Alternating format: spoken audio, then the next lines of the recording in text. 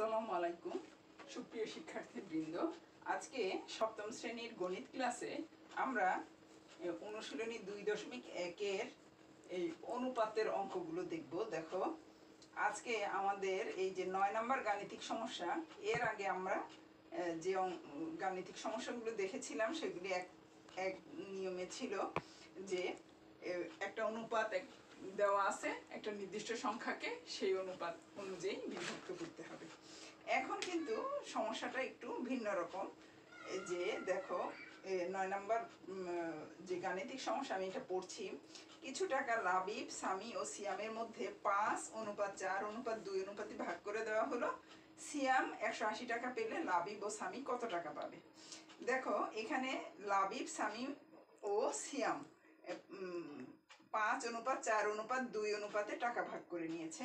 তাহলে তাদের যে টাকা, সেই টাকা যে অনুপাত, মূল টাকাটা এখানে দেওয়া নাই, শুধুমাত্র সিয়ামের টাকাটা দেওয়া আছে। তাহলে আমরা কিভাবে লিখব? দেখো, এখানে কিভাবে করেছি, লাবিব অনুপাত সামি অনুপাত সিয়াম, মানে তাদের টাকার অনুপাত।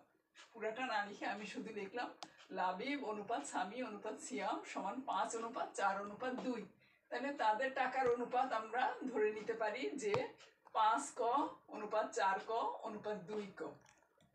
এখানে যে মূল টাকাটা, সেই টাকাটা যখন বিভক্ত হবে তাহলে একটা রেশিও দিয়ে আমরা ভাগ করে আমরা 5:4:2 এই অনুপাতটা পেয়েছি। আমি ওই যে সংখ্যাটা দিয়ে আমরা ভাগ করেছি সেটাকে আমি ক ধরেছি।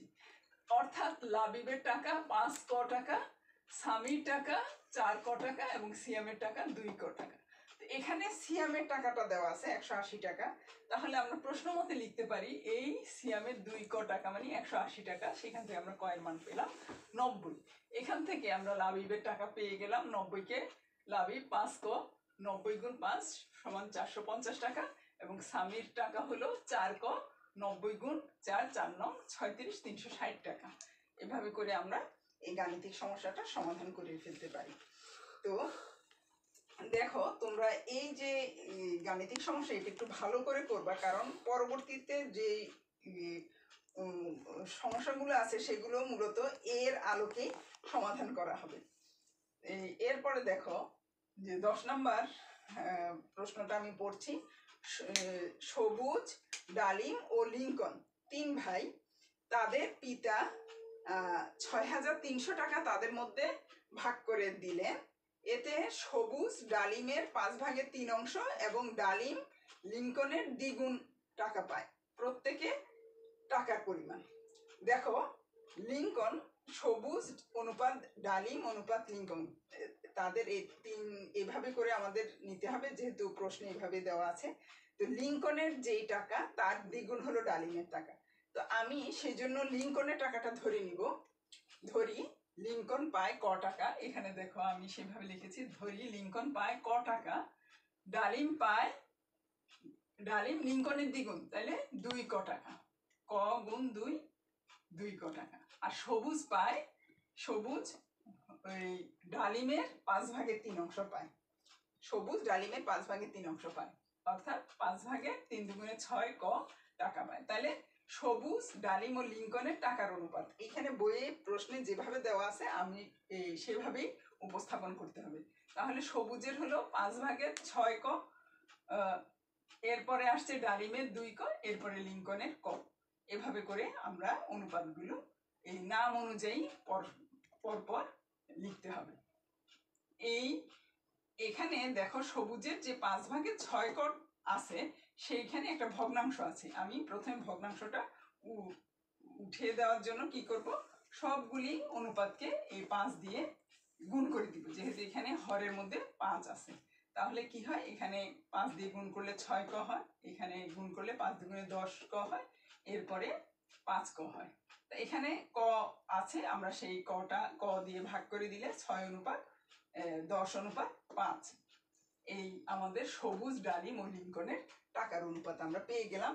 এখন আমরা যে সমস্যাটা সমাধান করব, এইটা আমরা এর আগেও দেখো এই কি বলে 6 নম্বর এবং 7 নম্বর এবং 8 নম্বর গাণিতিক সমস্যা যেভাবে সমাধান করেছি সেই নিয়মেই এইটা সমাধান করব যে অনুপাত রাশিগুলোর যোগফল 5 যোগ 10 যোগ 6 যোগ 10 যোগ 5 সমান 21 এবং তাদের মূল টাকা ছিল 6,300 টাকা। তাহলে সবুজ পাবে এই 21-এর 6,300 টাকার 21 ভাগের 6 অংশ, এটা পাবে সবুজ। আর ডালিম পাবে এই 6,300 টাকার 21 ভাগের 10 ভাগ। আর লিঙ্কন পাবে 6,300 টাকার 21 ভাগের 5 ভাগ। এভাবে করে আমরা সবুজ, ডালিম এবং লিঙ্কনের কে কত টাকা পায় সেটা আমরা বের করে নিতে পারবো। আচ্ছা, এখানে যে 11 নম্বর গাণিতিক সমস্যাটা আছে সেইটা সমাধান করার আগে আমি তোমাদেরকে 13 নম্বর গাণিতিক সমস্যাটা একটু বোঝানোর চেষ্টা করি। দেখো 13 নম্বরে আছে কি ক অনুপাত খ সমান 4:7 আর খ অনুপাত গ হলো 10:7। দেখো প্রথম অংশে ক অনুপাত খ সেখানে আছে ক এর জন্য আছে 4, খ এর জন্য আছে 7। আর দ্বিতীয় অংশে আছে খ এর জন্য 10 আবার গ এর জন্য 7। কিন্তু দুইটাতে দেখো এইখানে যে এখানে খ 7 কিন্তু এখানে খ 10। তাহলে আমরা এই যেহেতু দুই জায়গায় দুই রকম, তাহলে আমরা এখানে এটাকে একই অনুপাতে লিখতে পারি না। লেখার জন্য কি করতে হবে, এইখানে খ যত এইখানেও খ এর মান তত হইতে হবে। তো এটা কিভাবে আমরা করব, এখানে দেখো খ এর এখানে আছে 10, খ অনুপাত গ 10:7। আমরা এই 10 দিয়ে উপরের যে অনুপাত সেটাকে গুণ করে দিব। আর উপরের এখানে খ এর অংশে আছে 7, সেই 7 দিয়ে আমরা নিচের এই অনুপাতটাকে গুণ করে দিব। তাহলে এখানে প্রথম অনুপাতে খ এর যে মান দেখো এই 10 দিয়ে অনুপাতটাকে গুণ করলে কি হয়, 4×10 = 40 আর 7×10 = 70। আর এখানে এই 7 দিয়ে যদি গুণ করি তাহলে এখানে খ এর অংশে আসে 7×10 = 70 আর 7×7 = 49। তার মানে এখানে ক অনুপাত খ হচ্ছে 40:70 আর এখানে খ অনুপাত গ হচ্ছে 70:49। তার মানে এখানে খ 70, এইখানেও খ 70। তাহলে আমরা এটাকে ক অনুপাত খ অনুপাত গ 40:70:49 আমরা এইভাবে করে একই অনুপাতে লিখতে পারি।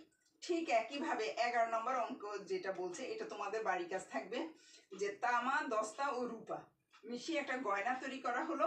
ওই গয়নায় তামা ও দস্তার অনুপাত হলো 1:2 আর দস্তা ও রূপার অনুপাত হলো 3:5। তাহলে দস্তা প্রথম অনুপাতে তামা ও দস্তা সেখানে আছে 2 ভাগ 1:2 আর দ্বিতীয় জায়গায় আছে 3:5।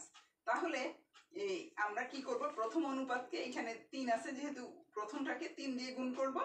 আর দ্বিতীয় ক্ষেত্রে আমরা যদি 2 দিয়ে গুণ করি তাহলে উভয় ক্ষেত্রে দস্তার মান একই চলে আসবে। এই প্রথমটাতে আসবে কত, 3 দিয়ে গুণ করলে 3:6 আর এখানে আসবে 6:10। তাহলে আমাদের সেটা এক বরাবরে আমরা লিখতে পারবো, তামা অনুপাত দস্তা অনুপাত রূপা।